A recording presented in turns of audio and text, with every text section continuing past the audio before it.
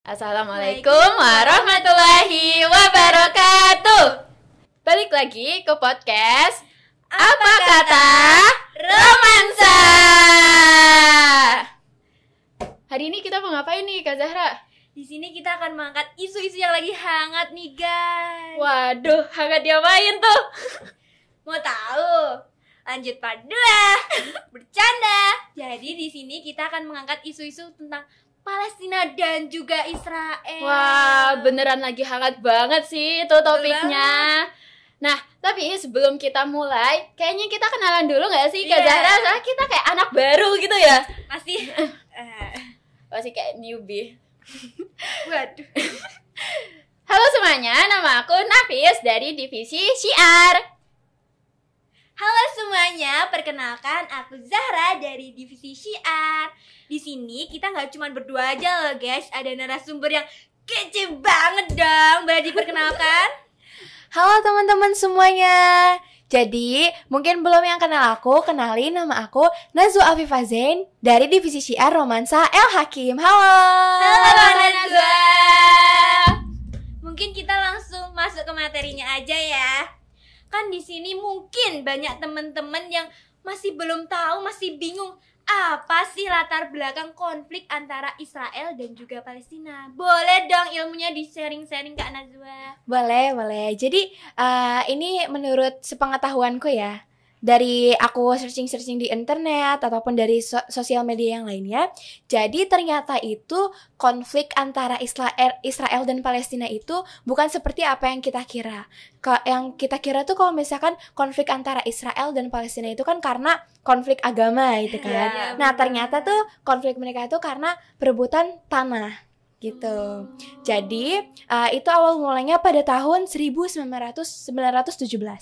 Jadi itu tuh kayak Menteri Luar Negeri Inggris, dia tuh mengirim surat kepada salah satu tokoh Yahudi Inggris itu yang ada di sana. Jadi tuh kayak isi suratnya itu tuh kalau misalkan Inggris itu mau memfasilitasi kayak suatu wilayah gitu loh buat orang-orang Yahudi itu. Nah, tapi kan karena emang wilayahnya itu tuh adanya di Palestina. Nah, itu ngebuat masyarakat Palestina tuh khawatir. Sehingga masyarakat Palestina itu menolak akan adanya yaitu fasilitas yang diberikan oleh Inggris tadi kepada orang-orang Yahudi. Nah, masyarakat Palestina itu khawatir kalau misalkan nanti tuh tanahnya mereka tuh bakalan direnggut sama Yahudi. Nanti bakalan kayak Yahudi tuh istilahnya menguasain seluruhnya gitu loh. Sehingga ya Palestina nggak mau gitu lah. Nah, jadi dari tahun 1920 sampai tahun 1940 itu kayak terjadi ya perselisihan antara Palestina dan juga orang-orang Yahudi itu. Nah, sehingga pasca ini Perang Dunia Kedua muncullah PBB yang menjadi tengah-tengah antara mereka berdua, antara orang Yahudi dan juga Palestina. Nah, itu tuh PBB itu mengusulkan untuk membagi dua tanahnya itu. Nah, tapi kan kayak ternyata tuh PBB tuh mengusulkannya itu tanahnya itu yang dibagi 55% untuk Israel dan juga 45% itu untuk Palestina gitu loh. Nah, jadi kan kayak itu kan ibaratnya kayak suatu penjajahan yang gak ada kemanusiaannya juga gitu kan. Karena itu kan awalnya tadi kan tanahnya Palestina itu. Sedangkan PBB mengusulkan itu tuh dibagi kepada Israel tuh sebanyak 55%. Nah gitu. Nah terus juga orang-orang Yahudi itu membentuk sebuah negara yang namanya sekarang tuh jadi Israel. Nah itu. Nah sehingga tuh orang-orang Israel itu membuat kayak masyarakat Palestina tuh stateless gitu loh, gak punya negara. Nah makanya banyak juga yang jadi perbincangan di kita-kita ini. Kayak di Google udah gak ada peta Palestina loh, malah adanya Israel. Nah kalau misalkan sepengetahuanku ya, aku tuh nonton di YouTube podcastnya Ustadz Felix. Nah beliau bilang kalau misalkan emang dari dulu tuh di Google Maps itu nggak ada Palestina, karena emang yang diakuin dunia itu adalah Israel. Karena ya Israel itu kan udah diakui sama PBB gitu kan. Nah sedangkan Israel membuat Palestina itu kayak stateless gitu loh ibaratnya. Nah gitu. Jadi mereka tuh konflik bukan karena kayak semata-mata karena perbedaan agama gitu ya Kak, tapi lebih ke kayak yang emang perebutan kekuasaan tanah. Iya, bener banget. Ada campur tangannya sama Inggris gitu ya Kak berarti. Inggris, Amerika. Siapa nih di sini yang masih ngira kalau Palestina dan Israel tuh karena perang agama. Nanti diketahui Kak Nazwa. Aduh, enggak kok. Kita sama-sama belajar. Jadi ini kan kita sebagai umat muslim yang tadi kayak kasihan gitu ke warga Palestina yang tanahnya tuh direbut sama Israel.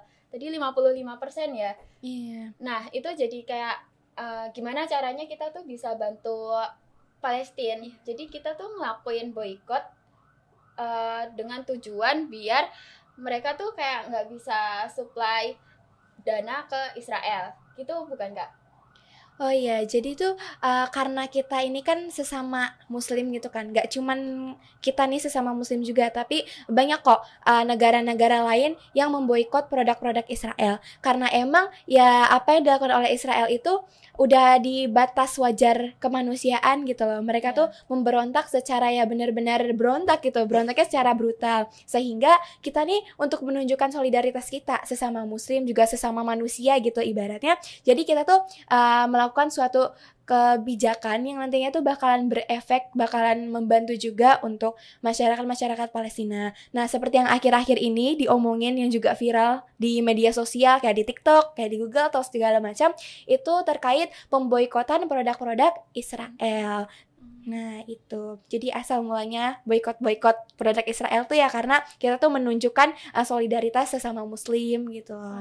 Tapi ini kita boikot tuh bukan karena kita benci Amerika sama Israel gitu kan, tapi kayak karena kita kasihan aja sama saudara-saudari kita di Palestina. Iya, benar.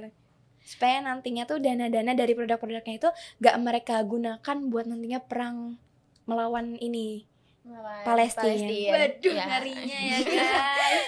Terus dari boikot ini kira-kira tuh ada dampak sosial nggak Kak ke masyarakat Indonesia, masyarakat dunia juga?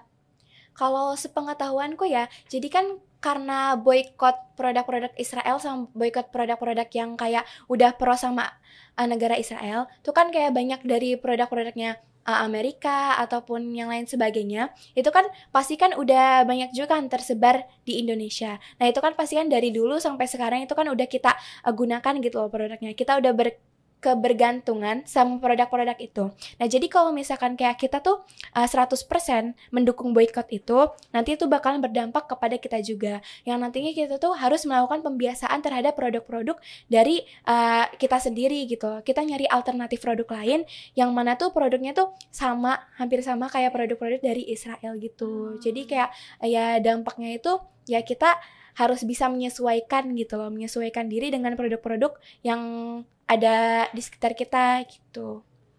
Agak sulit ya. Iya, karena kayak ya emang produk-produk yang kita boikot tuh sebenarnya sering kita pakai gitu nggak sih?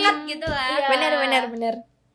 Ya, maksudnya kayak ya walaupun bisa diganti tapi kayak feel-nya kadang rasa kadang beda, tuh pengennya yang itu aja iya. gitu kan. Terus kayak kira-kira nih Kak, kan tadi yang dari segi sosial, kalau misalnya dari segi ekonomi gitu, ekonominya Israel apakah ada? Nah, kalau dari ekonomi Israel sendiri kan karena emang gimana ya, produk-produk mereka tuh kan udah banyak juga kan di Indonesia. Kalau misalkan kayak kita tuh melakukan pemboikotan tuh secara brutal yang secara 100% bersih gitu loh ibaratnya. Jadi kayak nanti ya mungkin mereka tuh ekonominya pasti bakalan turun kan. Dana yang mereka dapetin juga bakalan turun. Nah, nantinya itu juga bakalan kayak berdampak pada militernya mereka gitu loh. Jadi kayak nanti mereka tuh kayak menghasilkan senjatanya kan pasti kan dari dana-dana produk-produk mereka gitu kan. Nah, nanti kalau misalkan di boykot itu tuh produk-produk mereka tuh dana-dana mereka tuh dapat dari hasil mana gitu kan. Nah, tapi itu gak 100% menjamin kalau misalkan nanti Israel bakalan bangkrut gitu. Tapi kayak seenggaknya kita udah berusaha buat mencoba meminimalisir dananya itu ya kayak. Gitu. Terus kalau misalnya dampak di ekonomi Indonesia sendiri gimana Kak? Oke, nah ini jadi kan seperti yang kita tahu kalau misalkan ekonomi Indonesia itu kan masih belum stabil kan, ibaratnya masih kayak naik turun gitu. Nah, kalau misalkan kita tuh melakukan boykot itu pasti ada pro dan kontranya juga sama ekonomi di Indonesia. Nah, salah satu pro-nya itu meningkatkan UMKM kita sendiri. Iya. Jadi itu nanti tuh pasti kalau misalkan kita melakukan pemboikatan suatu produk-produk dari luar negeri yang mendukung pro Israel itu, jadi tuh pasti otomatis kita bakalan mencari alternatif produk lain yang dimana produknya itu asal dari produk kita sendiri. Iya. Jadi kayak kita tuh bakal membumingkan gitu istilahnya produk-produk kita di kalangan kita sendiri. Nah itu contoh pro-nya. Nah ada lagi contoh kontranya. Jadi kalau misalkan ya di salah satu di Indonesia ini ada salah satu perusahaan yang apa namanya kayak ini loh, iya mempekerjakan masyarakat Indonesia di produk-produk Israel gitu. Nah itu tuh kalau misalkan kalian bayangin ya, di dalam satu perusahaan itu nanti ada beberapa masyarakat Indonesia, misalnya ada ratusan orang Indonesia. Nah kalau misalkan kita melakukan pemboikotan secara 100% bersih gitu, nanti masyarakat Indonesia itu pastinya kayak bakalan mengalami kerugian juga, karena nantinya perusahaan itu bakalan bangkrut gitu kan. Iya, bener banget. Nah itu bakalan berefek kepada gaji-gaji mereka gitu kan, sehingga itu menimbulkan banyak pengangguran di kalangan Indonesia lagi. Nah gitu. Jadi kayak ya emang kita tuh bisa ningkatin UMKM, tapi kan kayak kalau misalnya perusahaan gedenya udah bangkrut, UMKM nggak langsung instan bisa tinggi kan. Karena Bisa kita juga perlu menjak- dibantu pemerintah Iya. juga. Kita Iya. harus menghidupkan kembali. Iya Jadi kayak, benar-benar. dari nunggu UMKM itu naik, kayak itu bakal banyak pengangguran Iya. dari yang tadi Karena waktunya juga layoff pasti itu. akan lumayan lama. Ya. Aku juga sependapat gitu sama apa yang disampaikan sama Bapak Yusuf Kala. Beliau tuh mengatakan kalau misalkan emang pemboikotan ini tuh gak bisa secara 100% tuh benar-benar ngebantu masyarakat Palestina gitu loh dari serangan-serangan Israel. Tapi seenggaknya dengan boikot ini menunjukkan solidaritas kita Iya, sesama bener. muslim dengan apa namanya, kalau misalkan ada muslim satu yang merasakan sakit, kita juga merasakan sakit gitu. Setuju banget. Setuju. Nah, menurutmu, pendapatmu bagaimana nih kamu cara ngasih solusi? Kan tadi ada kontranya kan? Gimana cara kamu ngasih solusi untuk kontranya itu? Kalau menurut aku sendiri ya, kalau emang kita mau 100% memboikot produk Israel, itu kan pastinya berdampak kepada masyarakat-masyarakat yang bekerja di satu perusahaan yang menjual produk Israel itu kan. Iya. Nah jadi pemerintah tuh harus mengambil langkah dulu dari awal. Kayak pemerintah harus menyediakan lapangan kerja tersendiri buat masyarakat-masyarakat kecil itu. Nah terus juga pemerintah juga bisa tuh kayak nyediain apa namanya tunai gitu loh. Jadi kayak ngasih tunai secara langsung gitu. Oh, kayak Nah. bantuan gitu ya, Kak? Bantuan tunai BLT kan. Iya. Tahu. Nah terus kalau misalkan kayak untuk mendukung Palestina itu selain dari boikot produk Israel itu, ya kita tuh sesama muslim harus sadar diri kan, harus meningkatkan akidah kita juga sesama muslim. Terus juga kayak kita tuh harus numbuhin solidaritas kita dengan cara kita tuh membantunya ya dengan mengasih dana kepada mereka gitu, dana bantuan. Karena kalau misalkan boikot itu kan gak 100% gitu menjamin mereka tuh bakalan lepas dari serangan Israel gitu.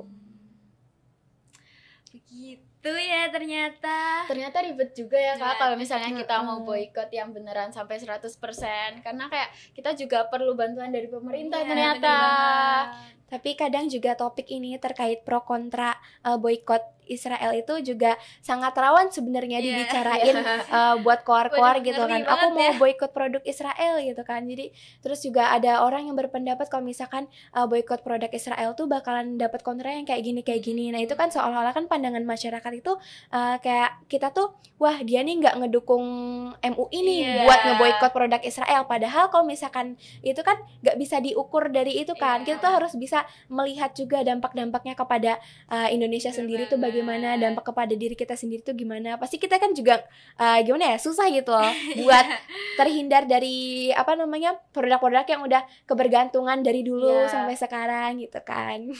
Siapa di sini yang suka makan Aku juga. Aku juga di suka Wikipedia banget. ada yang suka nggak nih? Yang di belakang layar gimana? Suka juga gak? Aduh. Jadi kita semua Jangan-jangan pasti habis suka ya makan ini guys. tadi malam, ayo. Waduh. Perlu dicek ya. Harus kita geledah tong sampahnya. Betul banget.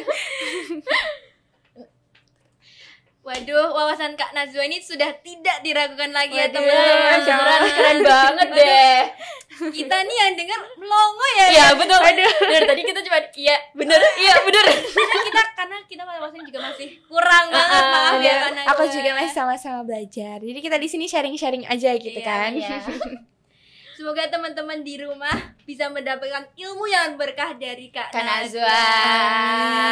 Amin. Oke, sekian dulu podcast pertama di tahun 2024 dari podcast Apa Kata Romansa. Wassalamualaikum. Wassalamualaikum. Sampai jumpa. Dadah.